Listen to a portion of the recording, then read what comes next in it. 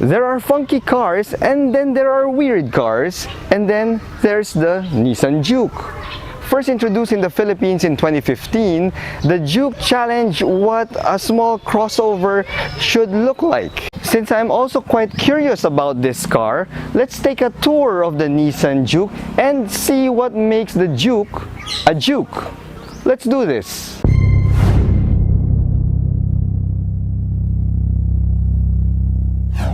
Starting off with the looks, the Juke is unique to say the least. Conservatives would frown upon its extreme left field styling, while creatives and artistic types would find this small car adorable.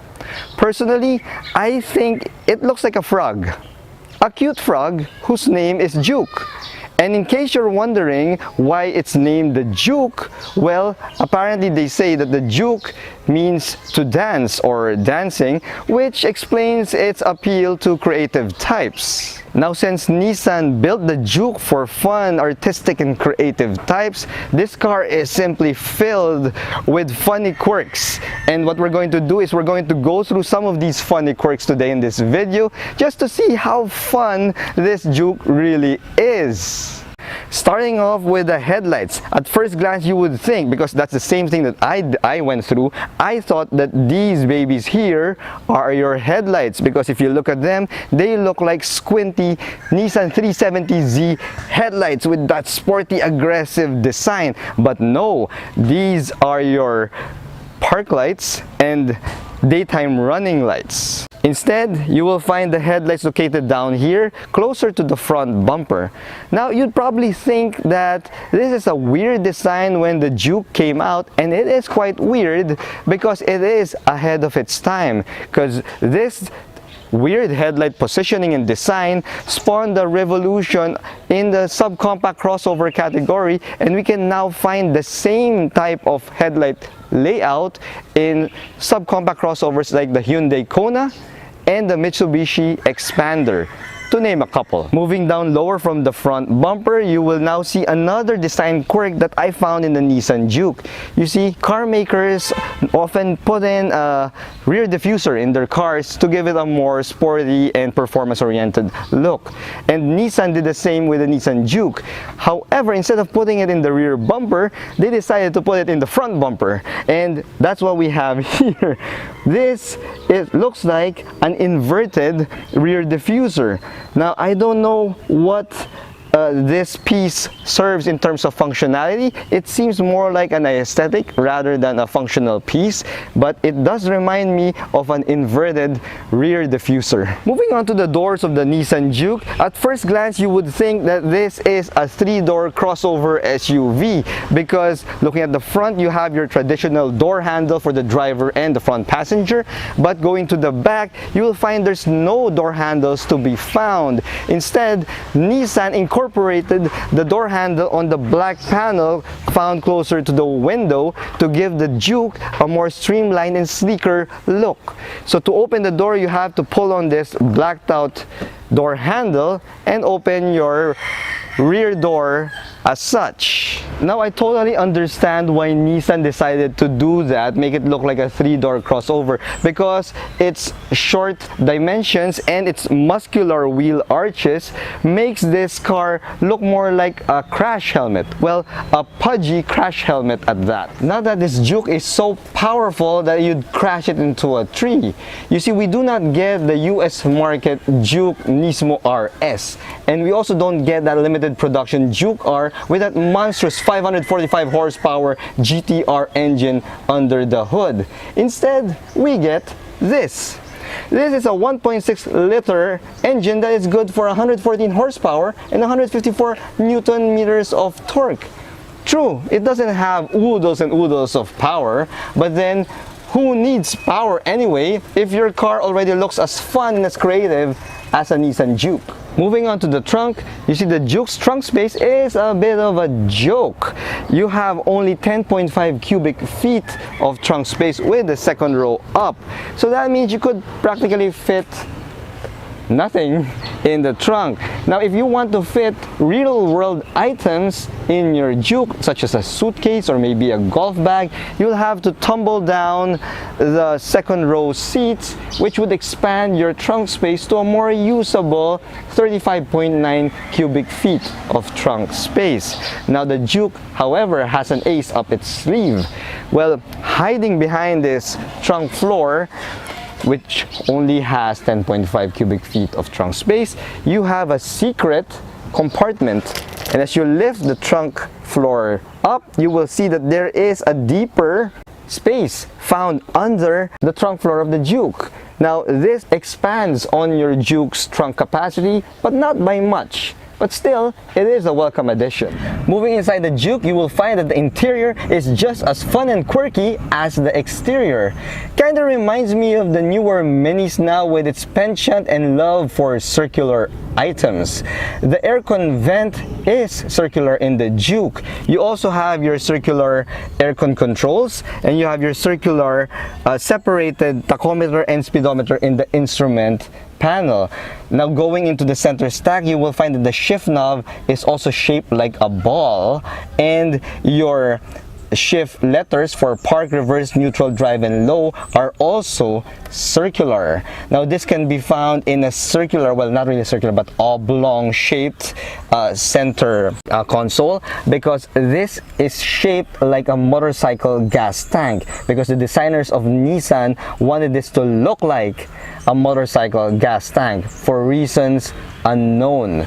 Now, in other markets, this area is painted in the same body color as, well, the Juke's exterior, but not in the Philippines. In the Philippines, we just have this regular gray painted center stack, as against the red Juke that I have here right now.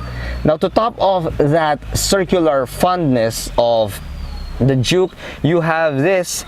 This is the emergency hazard button, and it's located front and center in the middle of the top dashboard, like an angry pimple that is sticking out of an otherwise smooth dashboard. It looks quirky, it looks fun. And you know what I like about this interior is that it goes away from the usual boring business-like interiors that can be found in most mini or subcompact crossovers nowadays. Another special item that I need to share with you guys in this video is the hood that covers the instrument gauges. At first glance, I thought that this was an actual instrument gauge cover that can be brought down to cover your speedometer and your tachometer, just to give you that excitement of not knowing what speed you're in. But it's just a design, it doesn't move. I tried moving it, it won't close over it. So it's a really funky, cool design. I mean, I find it really cool that the Juke has this cover-like instrument gauge hood on top of the instrument gauges. I mean, look at how fun is that. Wow. The door also continues with its circular theme. You have your circular speakers here, you've got your oblong shaped door handles, you've got your oblong shaped window control panel, and if you notice, even the sidings inside the door of the Juke has absolutely no sharp corners or creases at all. It is all just flowing circular lines and curves. Now, the Juke may be all fun and creative when it comes to its looks, but those looks come at a cost. You see, in terms of interior space, the Juke doesn't have plenty. Now, if you're a driver or a front passenger, you're all good because you've got pretty decent headroom, shoulder room, and overall space. But right now, I'm seated here at the back seat. And in the back seat, the driver's seat is adjusted to somebody of my height. I'm 5'6". I'm not the tallest person in the world, but as you can see, I may have a little bit of knee room, but it's not that much. And the way I'm seated on the seat is my knees are kind of elevated, so that's not the most comfortable seating positions as well. In terms of headroom, somebody of my height, I am already kind of cramped in the back seat. So this is not the most spacious seats when it comes to subcompact crossovers.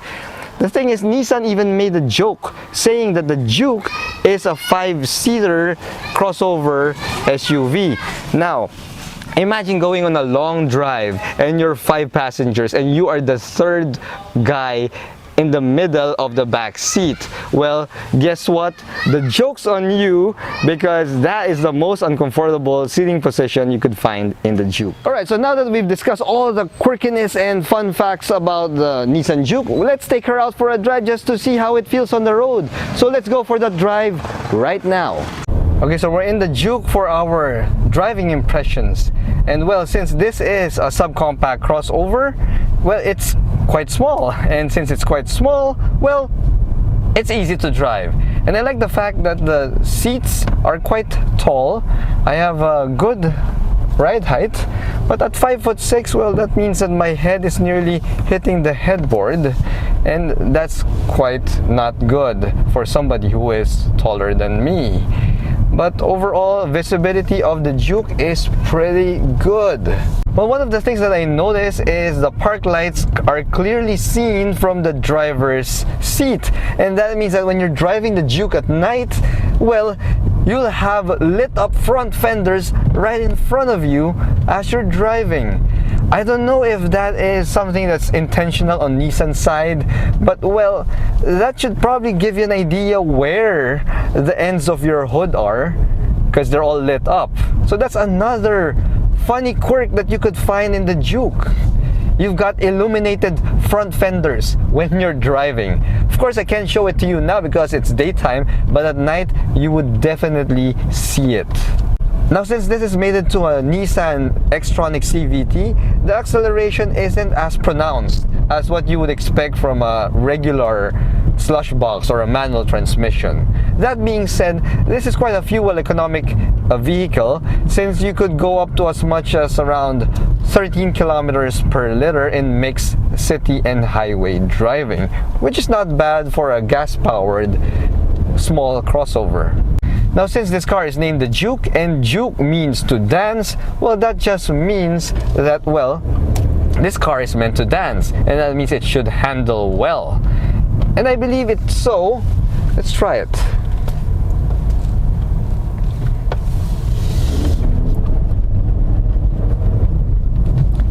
Since it's got such a short wheelbase and such a small body, yes, definitely this car can dance. And I like the fact that the steering wheel is not as light as most electric powered steering wheels. This one has a nice heft to it, nice weight, and yes, if ever you want to take it through corners, this car can dance. Its size is perfect for city roads. Its handling is great for weaving in and out of Manila traffic.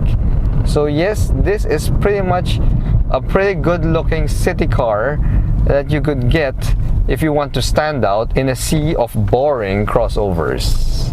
There you have it. That is the Nissan Juke. Now, some people like boring cars, like rolling refrigerators on the road, while others like cars with personality, one that's fun and engaging. Well, the Nissan Juke falls squarely in the latter category.